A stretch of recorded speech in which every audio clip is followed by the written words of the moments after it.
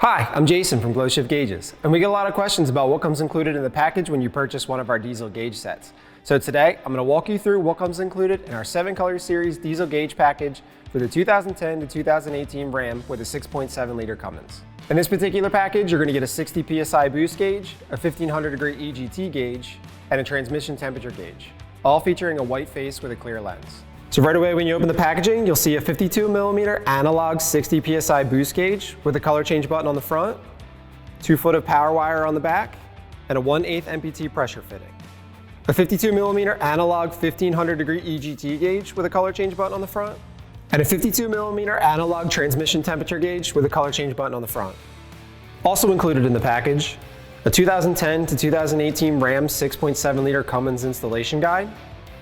a 9-foot nylon boost line with compression fittings, a 3-foot exhaust temperature probe with a waterproof connector, a 6-foot exhaust temperature probe harness with a waterproof connector, a transmission temperature sensor with bullet-style connectors, a 3-foot power harness for your exhaust gas temperature gauge, a 3-foot power harness for your transmission temperature gauge,